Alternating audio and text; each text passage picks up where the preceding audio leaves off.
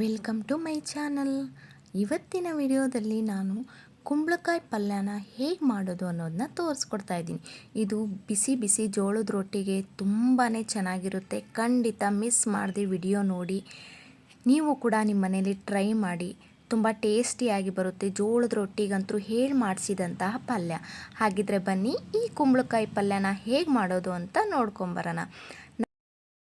ಇಲ್ಲಿ ಒಂದು ಬಾಳ್ಗೆಗೆ ನಾನು 2-3 ಟೀ ಸ್ಪೂನಷ್ಟು ಎಣ್ಣೆನ ಹಾಕ್ತಾಯಿದ್ದೀನಿ.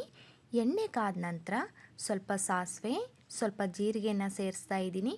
ಸಾಸಿವೆ ಮತ್ತು ಜೀರಿಗೆ ಚಟ್ಪಟ ನಂತರ ನಾನಿಲ್ಲಿ 2 ಮೀಡಿಯಮ್ ಸೈಜ್ ಈರುಳ್ಳಿನ ಉದ್ದವಾಗಿ ಹೆಚ್ಚಿ ಹಾಕ್ತಾಯಿದ್ದೀನಿ. ಈರುಳ್ಳಿ ಸ್ವಲ್ಪ ಫ್ರೈ ಆಗಬೇಕು. ಈರುಳ್ಳಿ ಫ್ರೈ ಆದಮೇಲೆ ನಾನು ಹಸಿಮೆಣ್ಸಿಕಾಯಿ ಪೇಸ್ಟ್ನ ಹಾಕಿದ್ದೀನಿ. ಈ ಹಸಿಮೆಣ್ಸಿಕಾಯಿ ಪೇಸ್ಟು ಹಸಿ ಸ್ಮೆಲ್ ಹೋಗೋವರೆಗೂ ಎಣ್ಣೆಲಿ ಫ್ರೈ ಮಾಡ್ಕೋಬೇಕು. ಈ ಹಸಿಮೆಣ್ಸಿಕಾಯಿ ಪೇಸ್ಟ್ ಮಾಡೋದು ತುಂಬಾ ಸುಲಭ. ಹಸಿಮೆಣ್ಸಿಕಾಯಿ, ಕೊತ್ತಂಬರಿ, ಕರಿಬೇವು, ಬೆಳ್ಳುಳ್ಳಿ ಮತ್ತು ಜೀರಿಗೆನ ಹಾಕಿಬಿಟ್ಟು ನೀರು ಸೇರಿಸ್ದೇ ರುಬ್ಕೋಬೇಕು. ಈ ಹಸಿಮೆಣ್ಸಿಕಾಯಿ ಪೇಸ್ಟ್ನ ನೀವು ಆರಾಮಾಗಿ 1 ವಾರವರೆಗೂ ಇಟ್ಕೋಬೋದು ಒಮ್ಮೆ ಮಾಡಿ. ಮತ್ತು ತುಂಬ ಪಲ್ಯಗಳಿಗೆ ಇದನ್ನ ನೀವು ಹಾಕೋಬೋದು. ಇದು ಇವಾಗ ಹಸಿ ಸ್ಮೆಲ್ ಹೋದ ನಂತರ ನಾವೇನು ಹೆಚ್ಚಿಟ್ಟಿದ್ವಿ ಕುಂಬಳಕಾಯಿ, ಅರ್ಧ ಕುಂಬಳಕಾಯಿನ ತೊಗೊಂಡಿದ್ದೀನಿ. ಈ ಥರ ಪೀಸ್ ಮಾಡಿಬಿಟ್ಟು ಇದಕ್ಕೆ ಸೇರಿಸ್ಕೋಬೇಕು. ಇದಕ್ಕೆ ಇವಾಗ ರುಚಿಗೆ ತಕ್ಕಷ್ಟು ಉಪ್ಪನ್ನ ಸೇರಿಸಿದ್ದೀನಿ. ಹಾಗೆ 1/4 ಟೀ ಸ್ಪೂನಷ್ಟು ಅರಿಶಿನ ಪುಡಿನ ಸೇರಿಸಿದ್ದೀನಿ. ಮತ್ತು ಮನೇಲೇ ಮಾಡಿರೋಂತಹ ಮಸಾಲ ಪೌಡ್ರು 1 ಟೀ ಸ್ಪೂನಷ್ಟು ಸೇರಿಸಿದ್ದೀನಿ.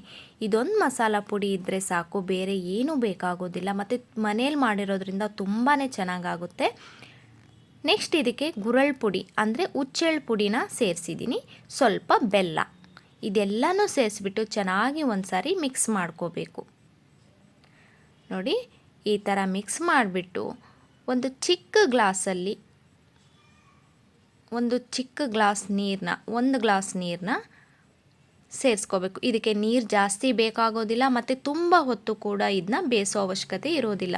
ತುಂಬ ಬೇಗನೆ ಬೇಯುತ್ತೆ. ಹಾಗಾಗಿ ಸ್ವಲ್ಪ ನೀರನ್ನ ಹಾಕಿಬಿಟ್ಟು ಒಂದು 5 ನಿಮಿಷ ಇದನ್ನ ಬೇಯಿಸಿದರೆ ಸಾಕು. ಇವಾಗ ನೋಡಿ, ಒಂದು ಪ್ಲೇಟ್ ಮುಚ್ಚಿಬಿಟ್ಟು ಬೇಯಕ್ಕಿಟ್ಟಿದ್ದೆ. ಒಂದು 5 ನಿಮಿಷ ಆದಮೇಲೆ ನಾನಿವಾಗ ಪ್ಲೇಟ್ನ ತೆಗಿತಾ ಇದ್ದೀನಿ. ನೋಡ್ಬೋದು ನೀವು, ಜಾಸ್ತಿ ಬೇಯಿಸಿದ್ರೂ ಕೂಡ ಇದು ಚೆನ್ನಾಗಿರೋಲ್ಲ.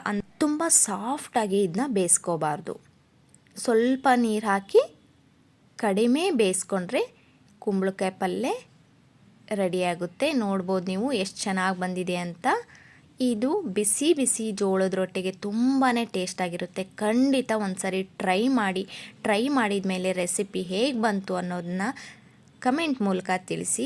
ಹಾಗೆ ಯಾರೆಲ್ಲ ನನ್ನ ಚಾನಲ್ನ ನೋಡ್ತಾ ಇದ್ದೀರಾ, ನನ್ನ ಚಾನಲ್ನ ಸಬ್ಸ್ಕ್ರೈಬ್ ಮಾಡಿಕೊಂಡು ನನಗೆ ಸಪೋರ್ಟ್ ಮಾಡಿ. ಈ ವಿಡಿಯೋ ನಿಮಗೆ ಇಷ್ಟ ಆದರೆ ಲೈಕ್ ಮಾಡಿ. ಹಾಗೆ ನಿಮ್ಮ ಫ್ಯಾಮಿಲಿ ಮೆಂಬರ್ಸ್ ಜೊತೆಗೆ ಈ ವಿಡಿಯೋನ ಶೇರ್ ಮಾಡಿ.